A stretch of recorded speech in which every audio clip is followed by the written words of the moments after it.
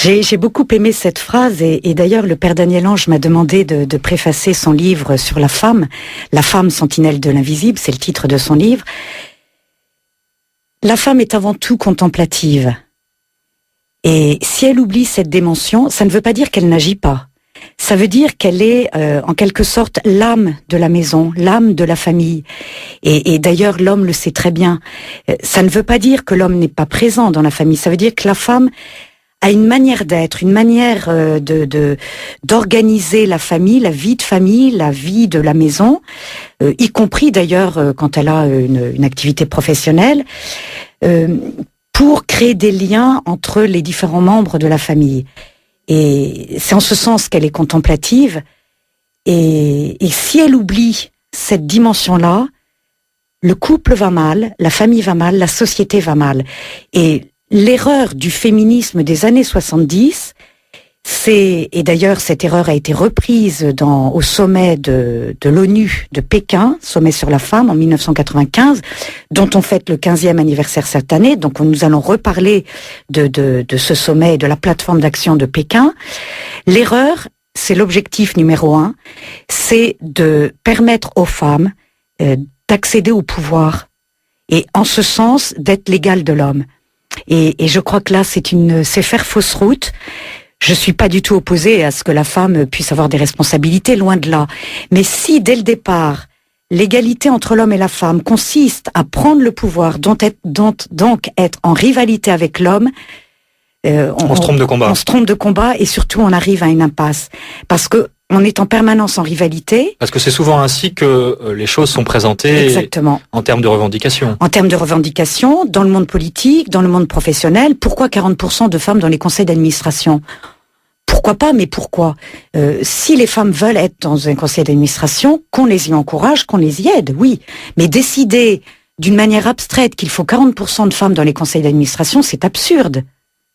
Comment vous le définissez, ce nouveau féminisme européen, Elisabeth Montfort ? Alors, je définirais comme une réconciliation de la femme avec elle-même et une réconciliation de la femme avec l'homme.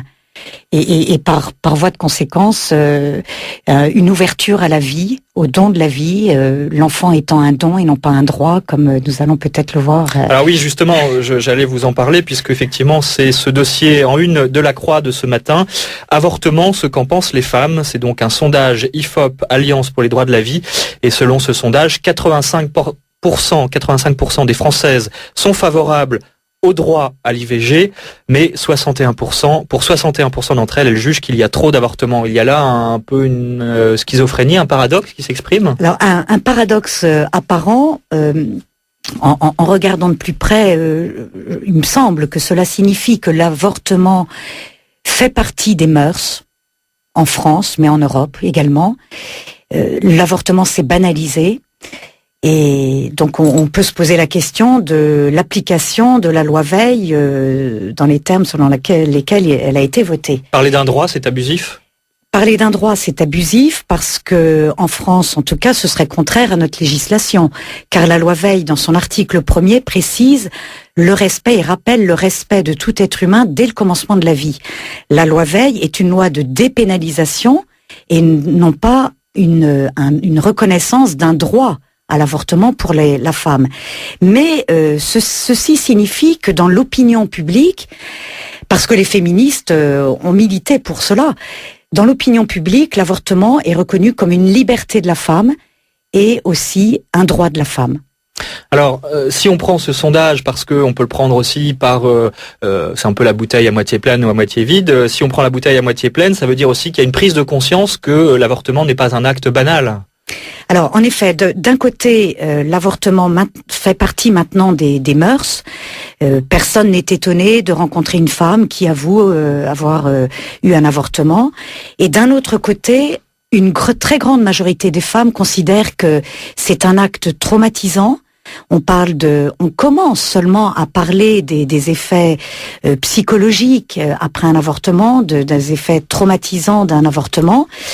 Et cette majorité de femmes considèrent que c'est pas un acte banal. Donc c'est vrai que ce sondage est très ambivalent. À la fois, ça fait partie des mœurs et en même temps, c'est un acte qui, malgré les tentatives de banaliser cet acte, n'est pas un acte anodin. Et je pense qu'il faut travailler sur cette question-là. Comment éviter un avortement, puisqu'il est traumatisant, en recherchant les causes. Dans la loi Veil, l'avortement était autorisé ou dépénalisé pour les cas de détresse. Est-ce vraiment des cas de détresse? Ou s'il s'agit vraiment de détresse ou de difficulté de la femme, est-ce que l'avortement va être une solution? Ou est-ce qu'il ne faut pas travailler en amont sur la détresse elle-même? Détresse psychologique, détresse matérielle, pauvreté, des femmes qui n'ont pas de travail, qui n'ont pas de logement décent. Donc, vous voyez, on a été assez lâche sur cette question, et on a considéré, je dis on parce que c'est la société tout entière finalement. Il y a eu quelques associations qui ont essayé de venir en aide aux femmes, mais il y a eu une grande lâcheté de la part de la société et de ma part, je me mets aussi dans le lot, où on a considéré que l'avortement était l'acte facile pour résoudre un cas de détresse, alors que ça ne résolvait absolument rien. Et la femme repartait avec sa détresse, avec sa pauvreté psychologique ou matérielle, et en plus avec son traumatisme de l'avortement. Alors à ce propos, on se reportera toujours dans ce dossier de la Croix à une réflexion, un reportage intéressant, c'est Vues du Royaume-Uni, où le nombre de grossesses adolescentes a diminué, alors que la Grande-Bretagne est de loin le pays d'Europe où le nombre d'adolescentes enceintes est le plus élevé. Eh bien, ils ont réussi à faire diminuer ce chiffre. Comment? Eh bien, en s'en prenant finalement à l'éducation, en s'attaquant à l'éducation de ces jeunes femmes, puisque ce sont dans les milieux défavorisés souvent que cela se produit. Et l'argument consiste à dire que ce n'est pas la grossesse qui provoque la pauvreté, mais le contraire. C'est-à-dire que le manque d'éducation, les difficultés sociales qui font que ces jeunes femmes tombent enceintes. Oui, je pense aussi que dans les milieux favorisés... Ça se passe dans tous les milieux. Oui, je pense. Alors, la question de l'éducation, bien sûr, elle est prioritaire. Encore faut-il savoir de quoi on parle quand on parle d'éducation sexuelle. Si l'éducation sexuelle consiste à dire aux jeunes filles dès 12 ans, finalement, qu'elles peuvent être enceintes au premier rapport sexuel, c'est bien faible et c'est bien insuffisant. Il me semble que l'éducation sexuelle doit prioritairement être une éducation au respect de l'autre, au respect de son propre corps, au respect du corps de l'autre, à l'éducation à l'amour. Or, aujourd'hui, on réduit l'éducation sexuelle à une présentation de matériel contraceptif pour éviter d'être enceinte. C'est pas une éducation, c'est très insuffisant. C'est une éducation à l'amour, c'est une éducation au respect de l'autre, c'est une éducation à la maîtrise de son corps. L'amour ne veut pas dire faire tout ce qu'on veut avec son propre corps et le corps de l'autre, de son partenaire. Et il manque cette dimension dans ce qu'on appelle l'éducation sexuelle qui serait dispensée dans les écoles.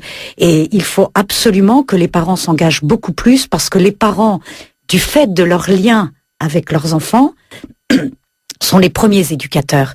Alors, ce sont des sujets difficiles, c'est vrai, et souvent, les parents sont démunis sur cette question. Mais il faut les aider, parce que cette éducation commence d'abord dans la famille, d'une façon naturelle d'ailleurs. Et peut-être cette éducation peut être prolongée dans les écoles, mais ce ne sont pas les enseignants qui sont les premiers éducateurs de leurs enfants.